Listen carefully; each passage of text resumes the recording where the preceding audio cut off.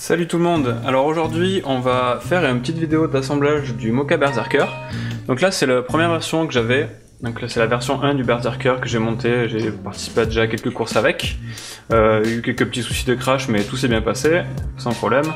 Donc ça c'est ma version à moi, et là j'en monte un deuxième en fait pour un ami, donc j'en profiter pour vous faire une vidéo de montage avec les retours sur, vous expliquer un peu les avantages, les inconvénients, les problèmes que j'ai eu à monter celui-ci. Enfin, les problèmes, ils n'ont pas été très gros les problèmes, c'est juste que c'est, étant donné l'épaisseur du frame, c'est vraiment assez difficile. Si c'est votre premier frame, c'est assez difficile à tout rentrer à l'intérieur, mais avec un peu en réfléchissant un peu, on va y arriver. Donc ça c'est le mien, c'est celui-ci. Donc vous pouvez voir, j'ai mis des petits, on m'a printé des éléments en 3D qui a été designé spécialement pour ce frame. Donc merci à, je crois que c'était Mickaël qui a fait le modèle 3D et Ness qui a printé ça, donc ça c'est vraiment cool. Ici sur le bord ça permet de fixer correctement la prise femelle pour la batterie. Donc c'est bien attaché au frame et tout ça, c'est vraiment bien fait. Il y a un petit bumper dessous aussi, et puis un petit truc à l'avant ici pour protéger le frame des chocs frontales. Donc voilà, donc on va monter tout ça ensemble.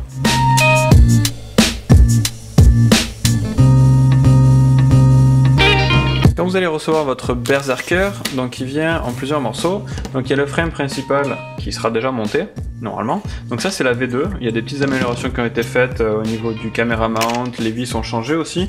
Il sera déjà monté, il vient aussi avec les spacers qui correspondent à la largeur ici, parce que c'est assez restreint en fait ici. Donc là, quand vous allez le commander, vous allez déjà avoir les spacers pour mettre votre carte de distribution, votre power distribution board, et la NAS, ou peu importe, le contrôleur de vol. Assemblé comme ça, avec à part vous avez le camera mount, donc qui est une petite top plate qui va se mettre ici, avec des spacers qu'on a dans un petit sachet à part. Et il y a aussi avec le petit anneau ici pour fixer la caméra en fait, pour fixer votre caméra FPV qui est ici. Donc ça vous permet de la fixer sous cette petite top plate ici là. Et puis donc voilà, vous allez pouvoir régler l'angle de vision, etc. Pour ce montage, on aura besoin du frame Berserker Mocha, d'une prise XT60 pour la connexion avec la batterie, 4 moteurs. Donc ici on part sur du RCX. Et pour moi c'est un des meilleurs rapports qualité-prix. Donc c'est des RCX 2205 2350 kV. Avec ça on va mettre des ESC 20 ampères opto. Des Little B, il me semble, ouais c'est ça. Donc ils sont très petits. Je vais monter des 30 ampères sur un autre Berserker, ici on part sur du 20. Une PDB ici pour avoir du 12 volts et du 5 volts pour alimenter la carte de vol. Ici on part sur une NAS 32. Donc voilà, c'est classique. Je crois que c'est les dernières, c'est les Rev 6. Ouais c'est ça, donc c'est les dernières NAS 32. Il va falloir un strap de batterie, il va falloir bien sûr une batterie, que j'ai pas ici mais là, il va falloir une batterie. Une caméra, donc la caméra FPV, celle-ci c'est une Mini PZ, Mini PZ, 600 lignes, donc ça vient de chez Rotor Geek. Et on aura aussi besoin d'un VTX, donc ici on a un FX 799T, pareil niveau rapport qualité-prix c'est du très bon. J'utilise le même sur un autre frame. Celui-ci c'est un 200 mW et c'est les versions Race Band. Paire d'hélices, donc là on a des tripales 5 pouces, 5,45, donc ça va être un peu too much mais bon. Sinon mettez ce que vous voulez. Donc voilà, donc on va assembler tout ça. Donc là pour commencer ce qu'on va faire c'est qu'en fait on va dévisser les vis qui sont juste dessous. Donc le dessus on va le laisser tel quel.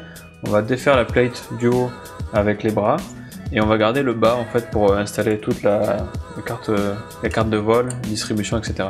Donc en fait il faut juste garder cela fixé parce qu'en fait c'est les spacers pour fixer la carte. On va garder les 4 du milieu ici et on va juste défaire cela et à l'arrière aussi.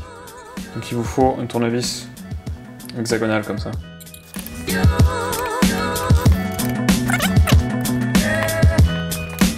Tout ça dans une petite boîte pour pas les perdre. Et maintenant nous avons donc la plate du dessous et la partie du dessus.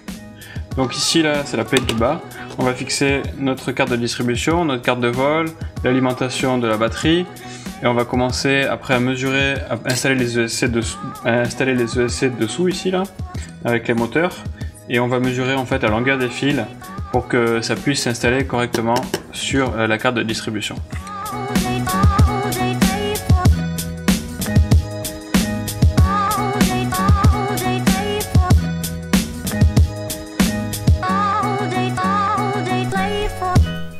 Voici la carte de vol qu'on va disposer comme ceci. Nous allons la mettre dans l'autre sens avec la prise USB vers la droite. Nous allons souder des fiches cerveau ici, ici, pour les moteurs et sur le côté. Donc voici les fiches cerveau que nous allons souder pour les moteurs, de ce côté-ci.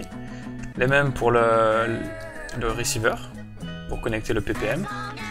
Nous allons souder ensuite la prise de la batterie, la XT60, sur la carte de distribution afin d'alimenter tout le système. Les ESC s'installeront sous les bras, contrairement à d'autres configurations. Nous allons mesurer la longueur des fils pour souder sur la carte de distribution, donc de chaque côté.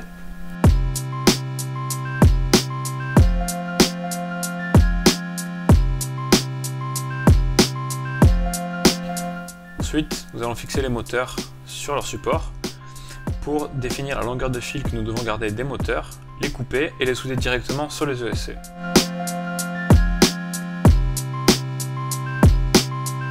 Ici, nous disposons les ESC sous les bras. Moi, en fait, j'ai mesuré donc environ 5 cm à partir du moteur. Vous prenez une règle, 5 cm de fil, vous coupez. Et donc, nous allons souder directement les fils du moteur sur les ESC. Donc, comme vous pouvez le voir, sur les ESC que vous achetez, vous avez directement 3 fils qui sont soudés. Donc ceux-là, il faut les enlever. Donc on coupe le shrink tube, on dessoude et on ressoude directement les fils des moteurs sur les ESC.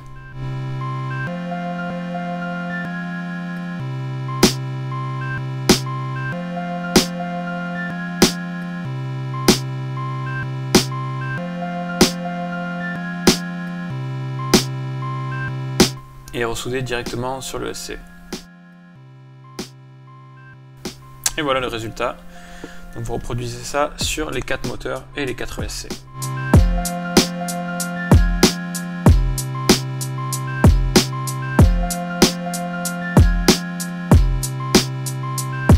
Donc là ensuite l'idée c'est de souder toutes les fiches cerveau sur la carte de vol, enfin toutes, celles que vous voulez utiliser. Donc ici nous soudons la partie cerveau moteur. Nous allons connecter les 4 moteurs ainsi que l'alimentation de la carte en 5 volts. Il va falloir ensuite souder la fiche. Vous n'êtes pas obligé de tout couper, vous n'êtes pas obligé de tout souder, mais vous pouvez souder la barre entière. Donc c'est là où nous allons connecter entre autres le receiver radio avec la connexion PPM si vous avez. Nous ajoutons la fiche cerveau pour la batterie, pour le VBAT ainsi que le buzzer. Ensuite, il faut fixer les moteurs sur ces supports. Vous alignez tout ça en espérant que les dimensions sont bonnes et donc vous installez ça sur les 4 moteurs comme ceci. Donc vous vous rendez compte que tout se rassemble au milieu et nous allons devoir mesurer les fils d'alimentation des ESC, donc le fil rouge et le fil noir. Nous allons mesurer la distance afin qu'ils arrivent directement sur la carte de distribution. Donc il ne faut pas trop qu'il y ait de longueur de trop, mais il ne faut pas non plus que ce soit trop court. Si c'est trop court, vous n'allez pas réussir à les souder. Nous faisons de même pour la prise XT60.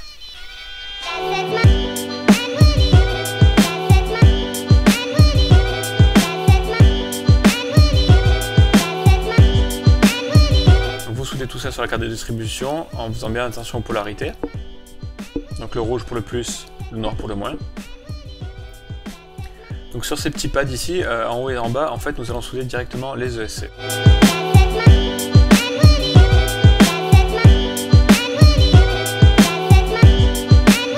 On met tout ça en place afin de vérifier si tout fonctionne. Donc là, tout se passe bien, tout est aligné. Donc j'ai dû refaire finalement cette partie-là. J'ai pris une prise plus longue, en fait c'était beaucoup trop court, ça passait pas en fait avec les spacers au-dessus. Donc voilà, là elle est beaucoup trop longue, il va falloir que je la raccourcisse un petit peu, mais la précédente était beaucoup trop courte. Donc avec cette fiche cerveau, avec ce câble cerveau, nous allons alimenter la carte de vol. Donc moi je récupère ça, c'est une prise cerveau à 3 fiches que j'avais. Donc j'enlève un des fils, je garde les 2 autres. Et donc je soude en fait directement la prise cerveau sur la carte de vol, sur la prise 5 volts. Donc vous ne trompez pas, normalement sur la carte de distribution il y a une sortie 12 volts et 5 volts. Donc la carte de vol s'alimente en 5 volts. Donc vous branchez le plus et le moins sur la partie 5 volts, vous la soudez. Donc couper une longueur suffisante pour la connecter sur une des prises servomoteur de la carte de vol, et donc ça alimentera votre carte de vol en 5 volts. Voilà, hop, on branche tout ça, et là la carte sera alimentée. Donc bien faire attention aux polarités toujours, sinon vous allez griller votre carte. Donc ensuite le VTX, c'est la même chose, il va falloir l'alimenter. Donc celui-ci, je l'alimente en fait directement en 12 volts. Donc il y a une prise ici qui va se connecter à la caméra. Celle-ci, c'est l'alimentation. Donc ce que je fais, c'est que je récupère le 12 volts de la carte de distribution et je le connecte directement à l'alimentation du VTX qui alimentera le VTX ainsi que la caméra. Donc ces petits fils ont tendance à se couper, ces petits fils. Donc je renforce tout ça avec de la colle chaude. Avec les vibrations, ça a tendance à se couper, donc on va mettre prudent. Ensuite, c'est les fiches sur le côté ici, donc il va y avoir une entrée VBAT, donc en fait c'est l'alimentation directe de la batterie. Ça va permettre à la carte de vol de connaître le niveau de la batterie. Et l'autre fiche, il y a une fiche buzzer, donc sur laquelle vous allez pouvoir connecter un buzzer. La carte de vol va analyser la tension qu'il y a dans le voltage qu'il y a dans la batterie. Et selon les réglages qu'on met dans la carte de vol, cette carte de vol va faire sonner le buzzer. Donc pour les ESC, faites bien attention parce que nous avons ouvert en fait le shrink tube, nous n'avons pas tout enlevé. Il va falloir isoler cette partie. Donc ici je fais ça avec du scotch isolant, mais en fait l'idéal ce serait de remettre un shrink tube, j'en avais pas. Donc du scotch isolant fera l'affaire.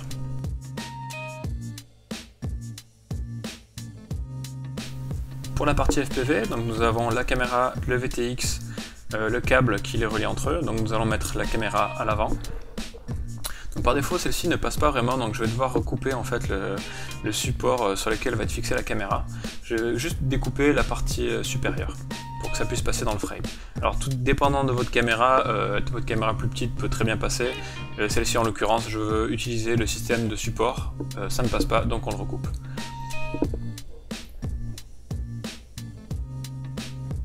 Voilà, donc ça va se passer comme ça à l'avant. Une fois découpé, ça passe très bien, il n'y a pas de souci. Nous allons fixer le support à la plate inférieure en utilisant des serflex ou des zip tight, des petits serflex. Donc je vais le fixer sur 3 points, sur les côtés ainsi qu'au milieu. Donc serrez bien fort pour pas que ça bouge. Il y aura toujours un tout petit peu de jeu avec cette méthode là. Moi je rajoute des petits bouts de mousse autour où je mets un petit coup de glu, un petit coup de colle chaude à la fin pour fixer tout ça. Ça amortit un petit peu les chocs et ça fonctionne. Il y a sûrement des meilleures techniques, mais moi c'est ce que j'utilise pour l'instant.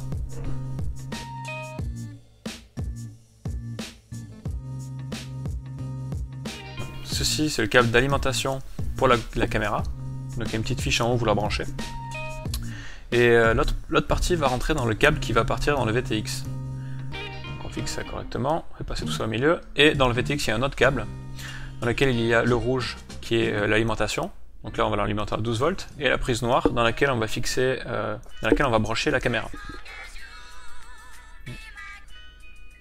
Et la fiche rouge dans la fiche rouge qu'on a soudée précédemment, dans la partie de 12 volts. Donc je crois qu'il y a une range, vous pouvez alimenter le VTX entre 7 volts et 29 volts, je crois quelque chose comme ça, 22 volts, quelque chose comme ça. Donc n'oubliez pas de mettre une antenne, très important dès que vous alimentez votre VTX. Si vous ne mettez pas d'antenne, il risque de surchauffer et de griller. Donc on branche la batterie afin de voir si tout est bien alimenté. Tout a l'air en place, ça chauffe pas. On fait un petit test avec ses lunettes ou avec son récepteur vidéo. Là vous voyez pas vraiment, mais vous pouvez me faire confiance, ça fonctionne. Donc ce qu'il va falloir faire après ici, c'est sur la carte de vol, brancher la petite prise cerveau qu'on a reliée, une petite prise cerveau qu'on a soudée juste avant sur la carte de distribution. Donc là c'est l'alimentation directe de la batterie, c'est pas la sortie de 12 volts ou 5 volts. C'est ce qui va rentrer dans la carte de vol, qui va être analysé par la carte et qui va vous faire un retour buzzer si ça sonne ou etc.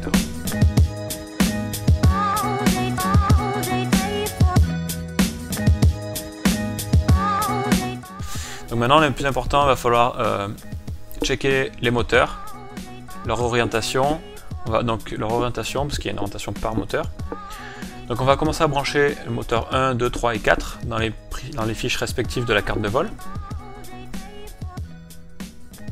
ainsi que l'alimentation de la carte, donc la carte en 5 volts. Alors je marque d'un petit 5 volts la fiche cerveau pour pas se tromper, parce que là on a deux fiches, on a une 12 volts et une 5 volts, surtout pas se tromper.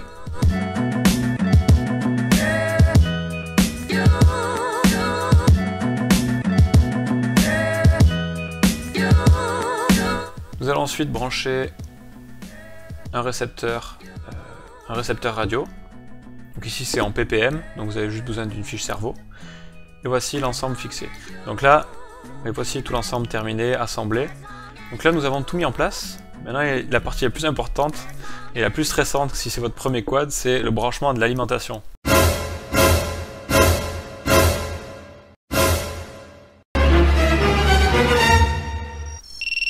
Ça s'allume, il y a tout qui fonctionne, c'est super.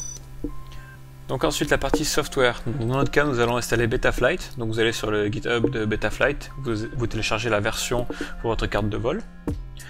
Vous avez besoin aussi d'installer CleanFlight. Il me semble que c'est une Google Chrome app. Donc une fois que vous l'avez installé, lancez CleanFlight et vous allez pouvoir loader le firmware que vous avez downloadé. Et puis vous flashez la carte. Voici, c'est flashé. Ça clignote, ça fait un peu de bruit. Donc une fois que vous avez votre drone connecté, il y a 2-3 petites étapes principales à faire. Vérifier l'orientation de la carte de vol. Donc vous pouvey changer l'angle dans CleanFlight sans problème. Moi je vais changer aussi mes rates. Donc je les augmente un tout petit peu. Donc ça c'est après à chacun ses goûts. Les PID pour l'instant on va laisser ceux par défaut. En général sur Betaflight ça marche pas trop mal pour les PID par défaut, donc vous commencez comme ça et puis après vous réglez ça à votre sauce. Vous allez changer aussi les RC Expo, les Expo, les middle, throttle middle, etc. comme vous voulez. Vérifiez bien que tous vos inputs de radio fonctionnent. Ensuite nous allons tester les moteurs, donc il faut bien vérifier l'ordre des moteurs, il y a un petit schéma. Donc vous pouvez accélérer et faire tourner les moteurs. Donc pour la suite, vous allez avoir besoin de la suite BL-LI. Donc ça va vous permettre de régler vos ESC, l'orientation des moteurs et d'activer quelques features qu'il y a dans les ESC. Donc lorsque vous lancez ça, moi je m'en sers en mode CleanFlight. Donc en fait ça va passer par CleanFlight et ça va se connecter directement à la carte de vol, par la carte de vol, pardon. Donc dans mon cas, sur chaque ESC, j'avais le Damped Light qui n'était pas activé, donc je l'active. Et j'avais besoin sur un des moteurs d'inverser l'orientation. Donc vous pouvez faire ça directement avec les ESC, vous n'avez pas besoin de dessouder des fils ou quoi que ce soit. N'oubliez pas d'écrire les paramètres sur l'ESC et ça devrait marcher. Ensuite, il vient la calibration des ESC. Donc débrancher la batterie, accélérer les moteurs à fond dans CleanFlight, brancher la batterie, vous allez entendre une petite musique avec les ESC. Vous descendez tout en bas, ça va refaire une musique. C'est terminé, les ESC sont calibrés parfaitement. Alors avec CleanFlight, il n'y a aucun souci. Donc vous fixez la carte de vol correctement. Et voilà le résultat. Donc là, maintenant, il va falloir assembler tout ça, bien ranger les fils. Il va falloir fixer le VTX aussi. Donc là, ce qui se passe avec le VTX, moi j'utilise un angle à 90 degrés pour pouvoir le fixer à l'arrière du quad. Et je fixe le VTX avec un zip tight. Donc avec un petit bout de mousse aussi pour protéger, pour éviter un peu les vibrations aussi. Et je fixe ça avec un zip tight, voilà, de cette manière. On n'oublie pas de brancher l'antenne aussi, surtout pas brancher son VTX sans antenne. Je fixe ensuite mon receiver radio sur le drone avec un petit peu de scotch double face, un peu de tape.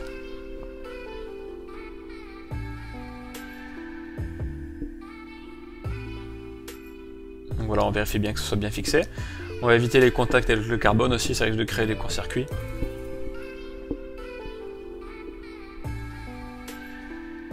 On va brancher la caméra au VTX. On rebranche l'alimentation du VTX aussi. Et là, c'est la partie pour moi la plus chiante, c'est qu'il faut bien vérifier de ranger tous les câbles à l'intérieur et on revisse tout ça. On refixe les moteurs. Ensuite, nous allons coller et fixer les ESC. Donc pareil, les ESC, je vais mettre ça avec du tape double face et un petit zip tight par-dessus pour fixer tout ça. Il ne devrait pas avoir de problème, ça va très bien tenir.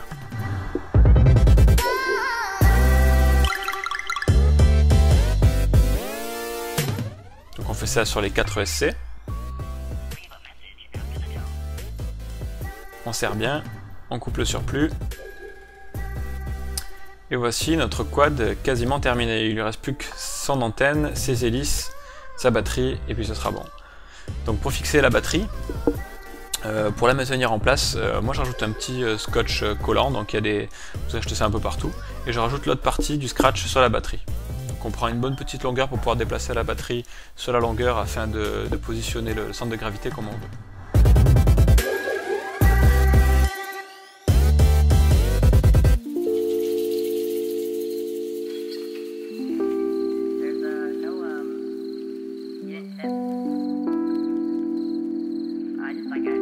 Et voici le quad complètement terminé. Avec la batterie fixée, là il est prêt à décoller. Là.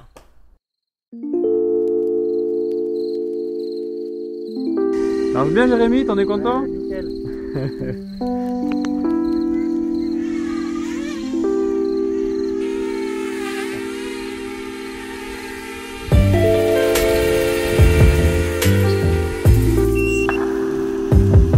C'est bien.